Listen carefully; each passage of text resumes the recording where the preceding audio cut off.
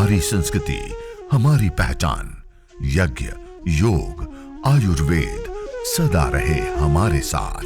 भारत के प्राचीन ग्रंथों एवं आधुनिक विज्ञान का दिव्य संगम, यज्ञ महिमा।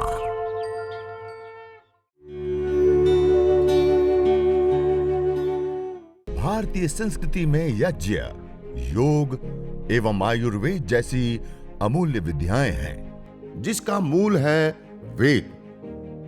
इतिहास की ओर दृष्टि डालें तो भगवान राम, भगवान कृष्ण से लेकर राजा महाराजाओं, ग्रामवासियों व अरण्यवासी ऋषियों की कुटियों तक नित्य व नैमित्तिक यज्ञों का प्रचलन देखने को मिलता है।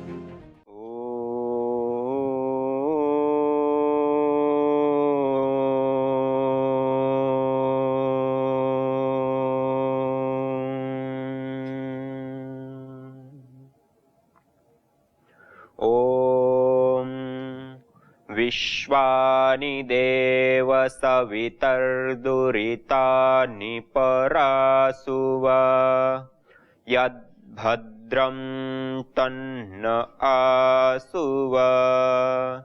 ओम शांति शांति शांति।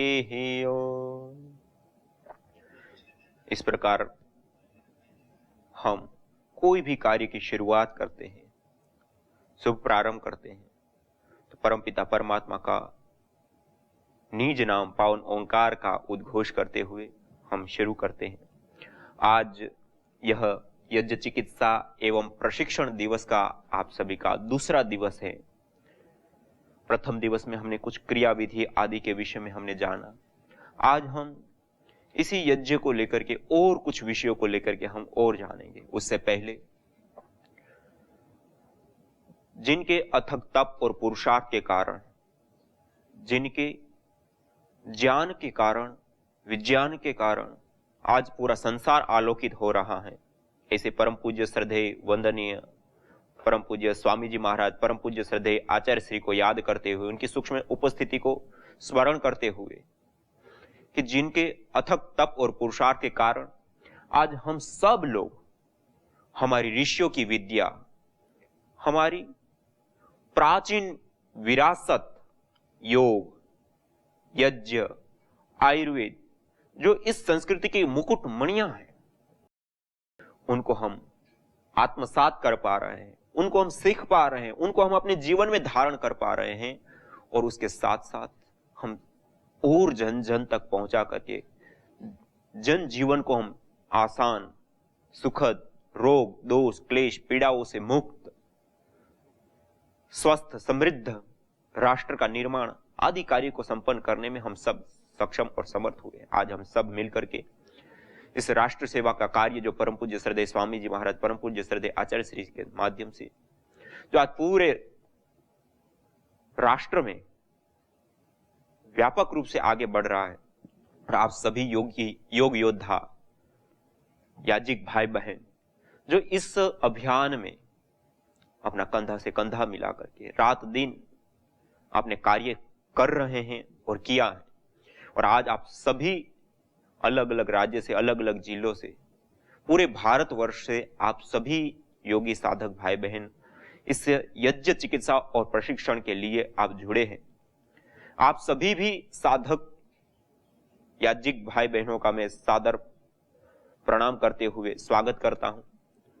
और आज हम विशेष रूप से यज्ञ करेंगे और यज्ञ से संबंधित कुछ महत्वपूर्ण जो बातें हैं, उन बातों को आपने सामने रखने का प्रयास करेंगे।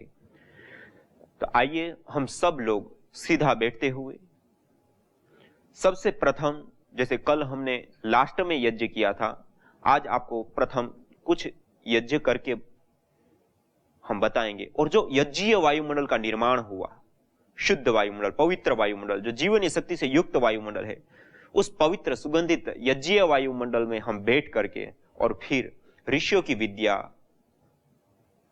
यज्ञ के विषय में हम आगे और जानेंगे। तो सबसे पहले हम यज्ञ करते हैं। यज्ञ करने के लिए जैसे आपको पहले कहा कि हम पूर्व तैयारी करके बैठे।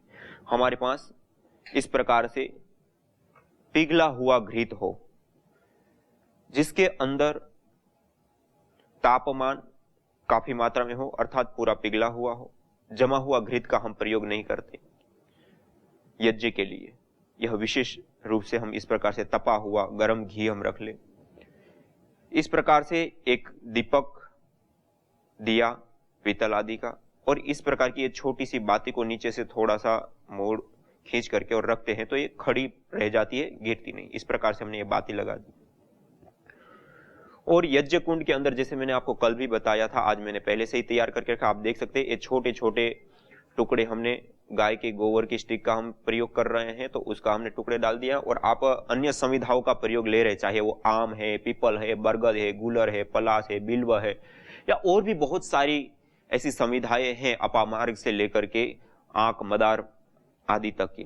तो उन संविधाओं को यदि आप प्रयोग करते हैं तो उसकी छोटी छोटी ऐसे नीचे की साइड में थोड़ी छोटी छोटी आप संविधाओं को रख लीजिए। उसके बाद दो संविधाओं को लेकर के, उन दो संविधा वेदी के प्रमाण में उसको काट करके दो संविधाओं को ऐसे खड़ा रख दे, ऐसे। और उसके बाद और दो संविधा लेकर के उन दो संविधाओं को इस प्रकार से ऐसे खड़ा कर दे, अर्थात दो ऐसे खड़ी हुई तो दो ऐसे होगी, अर्थात इसके चारों ओर से वायुमंडल का उस समय प्रवेश हो पाएगा, तो यह अच्छे से अग्नि पकड़ता है। दूसरा, ये हमारे पास कुछ रुई रखी है, बाती, उसको थोड़ा सा ऐसे फुला करके और उस रुई को इस वेदी के मध्य में नीचे रख दीजिए, ऐसे वेदी के मध्य में। आप देख पा रहे हैं ये वेदी के मध्य में हमने नीचे रखा है। उसके बाद दोनों संविधाओं को हमने साइड में रख दिया और दो संविधाएं इस साइड में। इससे पहले हम थोड़ी सी मात्रा में गाय का घृत लेकर के उस गाय के घृत को हम यज्ञ वेदी में स्थापित करेंगे, अर्थात जो हमने रुई रखी है, बाती रखी है, उस रुई के ऊपर, उस बाती के ऊपर हम थोड़ी सी मात्रा में इस प्रकार से घृत को डाल देंगे, अर्थात जो रुई रखी वो भी गीली हो जाएगी। उसके साथ साथ जो छोटी छोटी संविधाएं हमने रखी हैं वो भी हल्की सी गीली हो जाए, और जो हम ये ऊपर से जो संविधाएं रखते हैं वह संविधाएं भी हल्की सी मात्रा में उसके ऊपर भी इस प्रकार से हम घी रख सकते हैं। वैसे अभी इतनी आवश्यकता नहीं होती है, जब वर्षा ऋतु है, संविधा थोड़े सीलन से युक्त होती है, तब इस क्रिया को करने की आवश्यकता होती है। लेकिन आप आज दूसरी बार ही यज्ञ कर रहे हैं तो कहीं धुआं ना हो या अग्नि को पकड़ने में समय ना लगे, इसके लिए मैं एक क्रिया विशेष रूप से करवा रहा हूं आपके पर।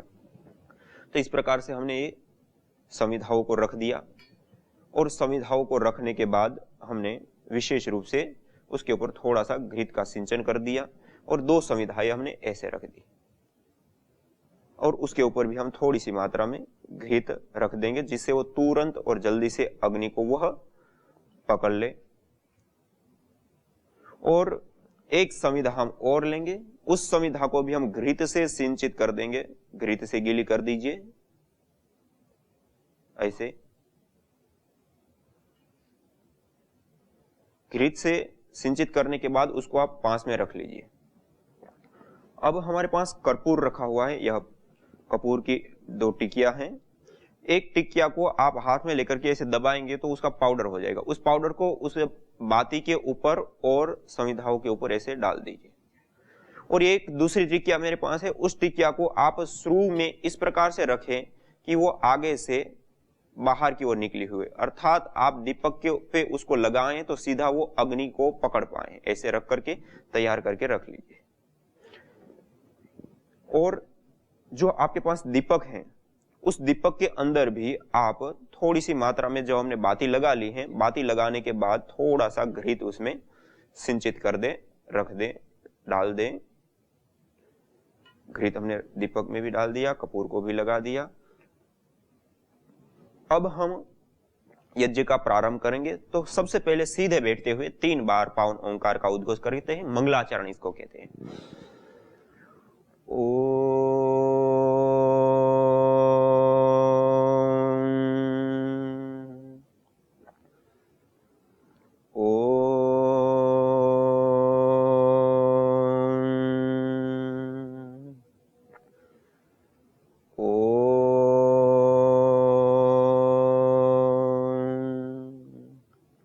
इस प्रकार 3 बार पावन ओंकार का उद्घोष करने के बाद अब आपके पास एक छोटा सा जल पात्र रखा होगा, जैसे मैंने आपने को कल भी बताया था।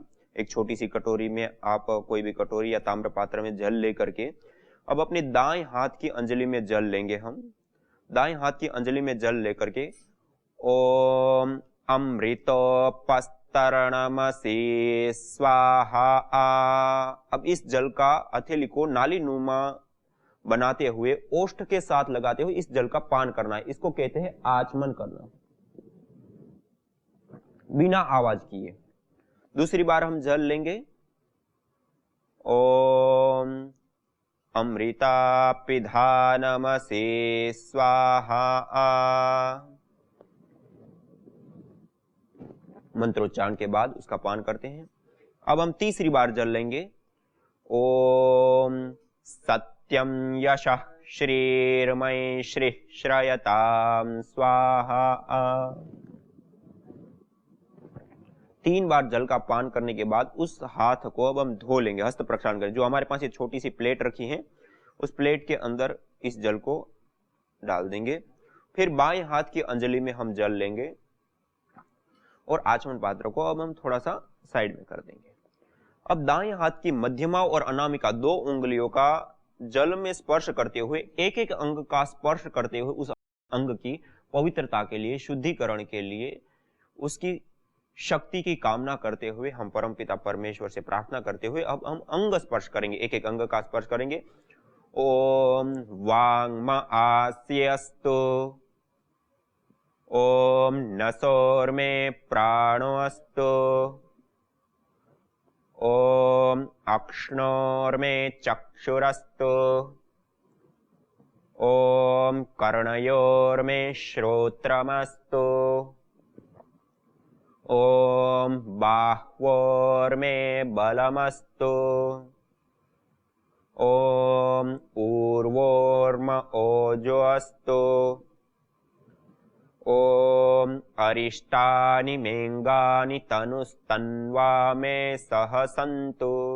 अब इस जल को ऐसे करके सभी अंगों के ऊपर उसको छिड़क देते हैं और फिर हाथों को, एक छोटा सा नेपकिन आप रख सकते हैं, उससे हाथों को अच्छे से पोंछ दिया।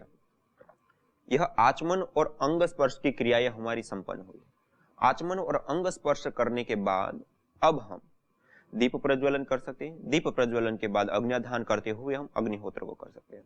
यदि हमारे पास समय है तो हम विशेष रूप से ईश्वर स्तुति प्रार्थना उपासना के 8 मंत्रों का हम उच्चारण करेंगे। आप सब मेरे साथ इन 8 मंत्रों का उच्चारण कर सकते हैं। अर्थ भावना पूर्वक करेंगे तो और विशेष लाभ होगा।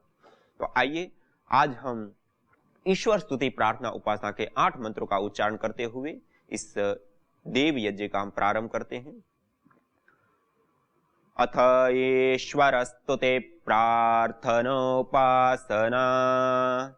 ओम विश्वानि देव सवितर्दुरितानि परासुवा यद्भद्रं तन्न आसुवा। ओम हिरण्यगर्भस्य समवर्तताग्रे भूतस्य जातः पतिरेक आसीत् सदाधार पृथिवीं द्यामुते मं कस्मै देवाय हविषा विधेम।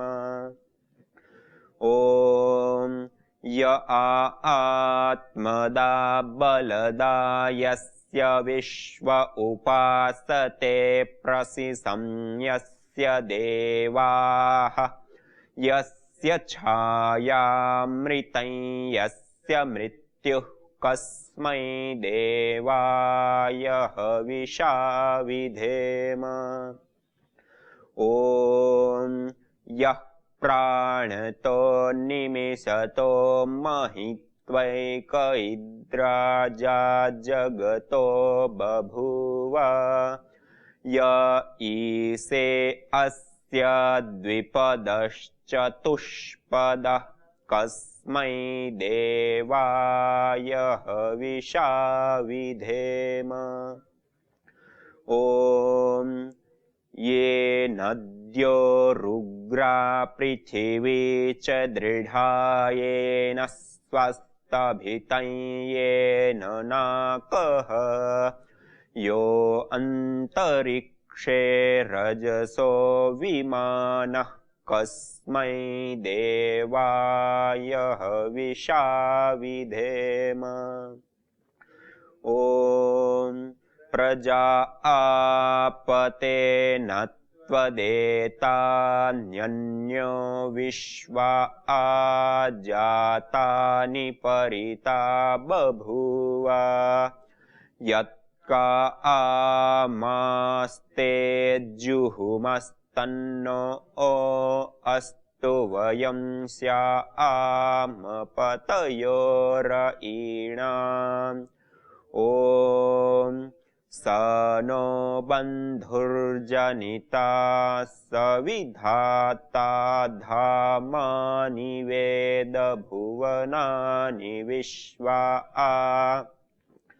यत्र देवा अमृतमानशानास्त्रितीये धामन्नध्येरयन्त। ॐ अग्नेनय सुपथाराये अस्मान् विश्वानि देववयुनानि विद्वान् युयोध्यस्मज्जुहुराणमेनो भूयिष्ठा तेनम उक्तिं विधेम। एतेश्वरस्तु ते प्रार्थनोपासना। इस प्रकार से हमने 8 मंत्रों का उच्चारण किया। सस्वर पाठ इसको बोलते, इस प्रकार से सस्वर भी हम कर सकते हैं। उसके बाद हम 3 महाव्याहृति ओम भूर्भुवः स्वः उच्चारण करते हुए अब हम दीप प्रज्वलन करेंगे। आइए सभी लोग साथ में उच्चारण करते हुए ओम भूर्भुवः स्वः।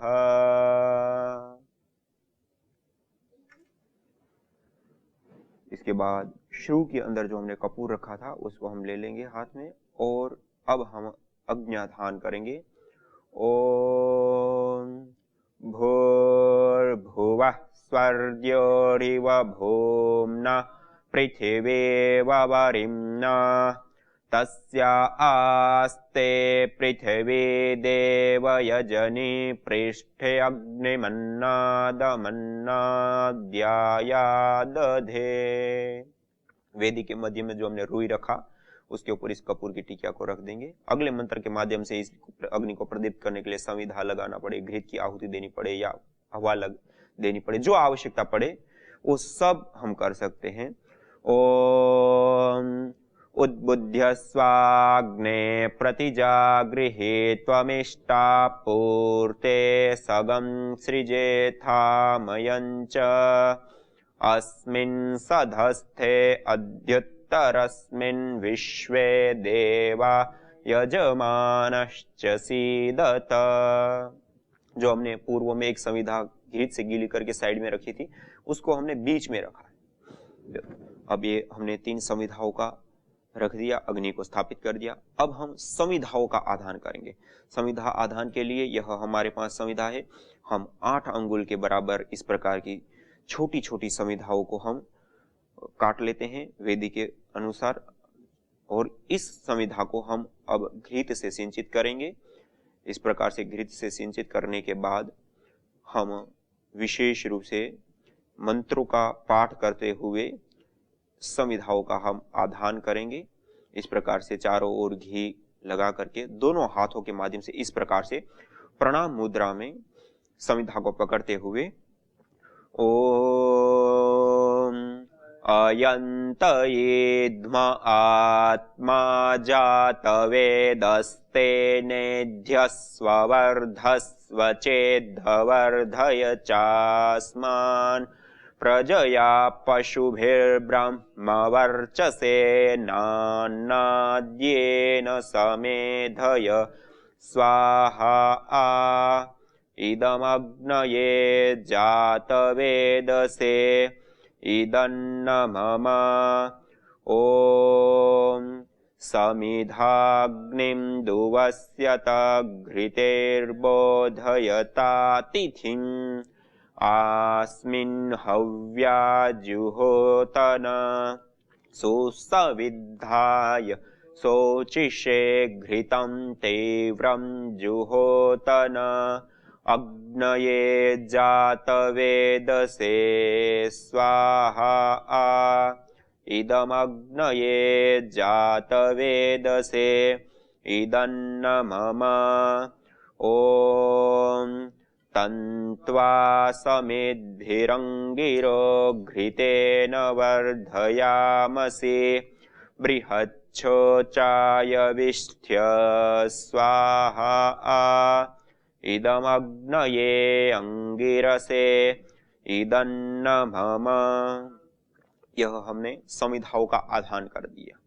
अब इस अग्नि को विशेष रूप से प्रदीप्त करने के लिए हम पंचघृत आहुति प्रदान करेंगे। श्रु को हम इस प्रकार से पकड़ेंगे, आप देखिए, पहले हम जैसे पेन लिखने के लिए पकड़ते हैं ऐसे आप पकड़ लीजिए, ऐसे जैसे हम पेन पकड़ते हैं इस प्रकार से पकड़ने के बाद आप प्रथम उंगली को सीधा कर दीजिए और मध्यमा और उंगली के प्रथम जोड़ पर ऐसे श्रु को रखते हुए और उसके बाद अंगुष्ठ से ऐसे दबा दीजिए। ये है इसका सही पकड़ने का तरीका। आप देख सकते हैं अंगुष्ठ के माध्यम से दबा दिया, अंगुष्ठ और प्रथम उंगली के मध्य में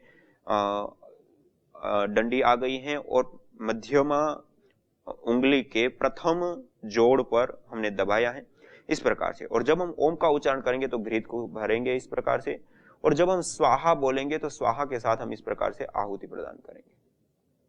आइए अब हम मंत्रोच्चारण पूर्वक हम पंचघृत आहुति प्रदान करते हैं। ओम अयंत एध्म आत्मा जात वेदस्तेनेध्यस्वर्धस्व चेद्धवर्धय चास्मान् प्रजया पशुभिर्ब्रह्मवर्चसे नान्नाद्येन समेधय स्वाहा इदमग्नये जातवेदसे इदन्न मम ॐ अयंत एध्म आत्मा जातवेदस्तेनेध्यस्वर्धस्व चेद्धवर्धय चास्मान् प्रजया पशुभिर्ब्रह्मवर्चसे नान्नाद्येन समेधय स्वाहा इदमग्नये जातवेदसे इदन्न मम।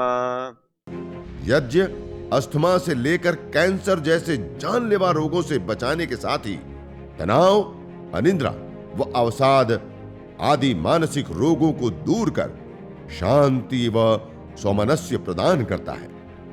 यज्ञ से विषैली गैसों में भारी मात्रा में कमी आती है व जानलेवा बैक्टीरिया, वायरस, फंगस आदि नष्ट होते हैं एवं रेडिएशन को भी कम करता है। यज्ञ भूमि की उर्वरा शक्ति एवं फसलों में एक्टिव कंपाउंड को बढ़ाता है तथा रोगों की रोकथाम भी करता है। यज्ञ कृषि से उत्पन्न अन्न, फल आदि उत्तम पोषक तत्वों से युक्त एवं स्वादिष्ट होते हैं। यज्ञ उत्तम वर्षा करने वाला तथा जलाशयों का शोधन करने वाला होता है। यज्ञ जड़ एवं चेतन दोनों में सात्विकता का संचार करता है। यज्ञ जहां भौतिक ऐश्वर्य एवं पुण्यों को प्रदान करता है, वहीं आध्यात्मिक जीवन में मानवीय चेतना का उत्कर्ष करके अतिमानस चेतना की ओर अग्रसर करता है। यज्ञ भारतीय संस्कृति की मुकुट मणि है, प्रतीक है, मूल है।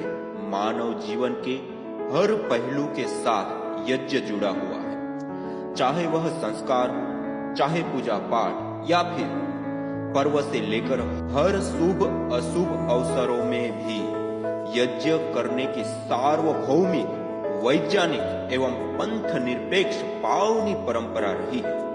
आइए हम संकल्प लें, संसार के श्रेष्ठतम कर्म यज्ञ को अपनाएं। पिंड और ब्रह्मांड में संतुलन कायम करने वाले यज्ञ को अपने जीवन का अभिन्न अंग बनाएं एवं प्रकृति मां के प्रति अपने ऋणों को अदा करें। विश्व स्वास्थ्य का एक नारा, यज्ञ से होगा जग उजियारा।